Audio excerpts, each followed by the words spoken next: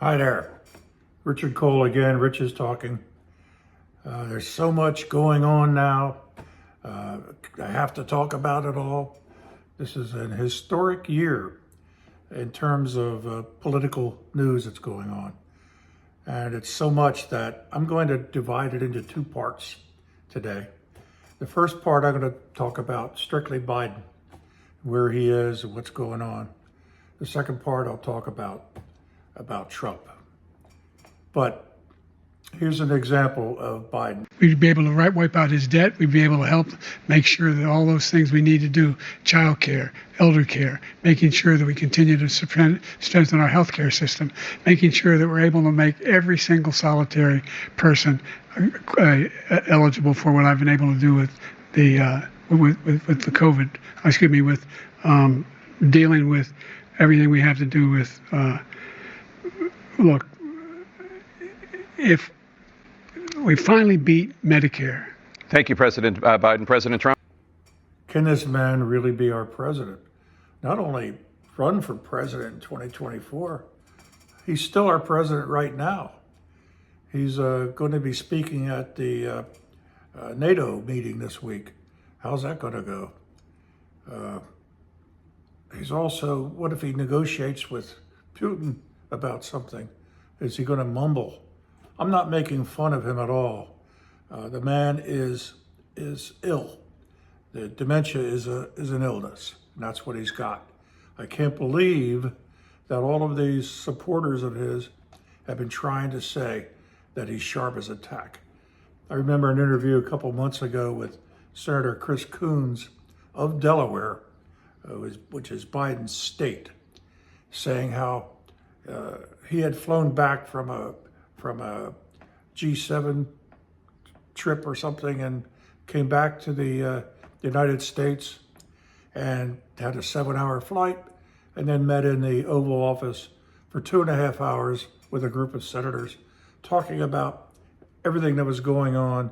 And he was so sharp, challenging each senator on whatever he was working on. He said he couldn't believe how sharp he was. This was a lie. If he was that sharp, why didn't we ever see it? All we saw was him fumbling around, mumbling words, falling and falling. And that's all we saw. We never saw this sharp person that he's talking about. So what we're faced with, did they get him out as president now, which be an impeachment, I guess, or the 25th Amendment, which is where the entire cabinet, I think, votes to take him out. I don't know if that would happen.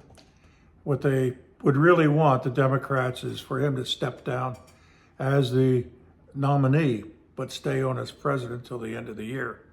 That's scary as it is. So let's just say that's the scenario. And there are some that say there's a group of senators going to press him for an agreement to do that this Friday. This is now Monday.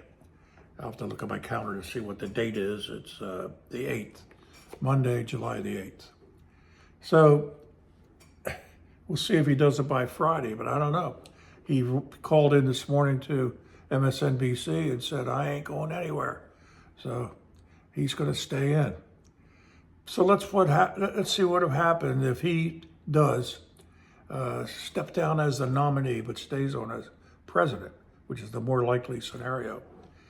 I thought at first that Kamala Harris would automatically be the nominee, but I investigated with AI. I hope AI is correct. It said no. That would immediately open primaries again throughout the country at all the states, and then they would have at the convention they would then vote in whoever would be the replacement on the ticket for 2024. So let's talk about who that might be. We've got, of course, Kamala Harris. We've got Newsom.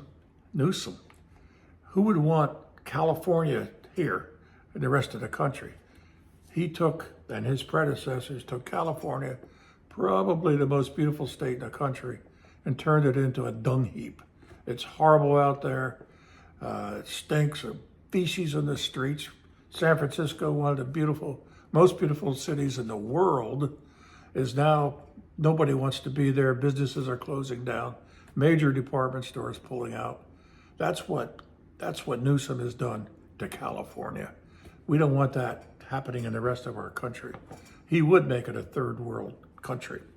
Then we've got Governor Whitmer of Michigan. I have to admit, I know nothing about her. And I will bet a lot of people know nothing about her. But her name keeps coming up as a possible running mate in 2024. Then I'll throw some out here. Hillary.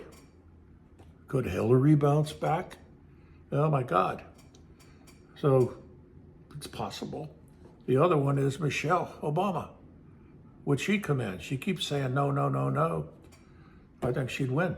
I think she would definitely win if she ran. And I would hate that we continue the same policies that are tearing our country apart, but I'm trying to be realistic here. I think she could win. Could Kamala Harris win? Possibly. Look, there are so many people that hate Trump so much, they don't care about anything he ever did. So those people would vote, they vote for anybody than Trump, anybody but Trump. So that's where we stand now. I don't know what's going to happen. It's going to be a very interesting week after week. So that's all now on the Biden discussion. So you folks on TikTok, I hope you're enjoying my videos. Let me know what you think. If you do me a favor, if you go down to my TikTok profile, you'll see the words YouTube on there. Just hit that. It'll take you right to YouTube and to my YouTube channel where you'll see all of my podcasts, and you can comment anywhere. Please, if you would, hit the subscribe button. I'd appreciate that very much. I welcome all your comments. Bye.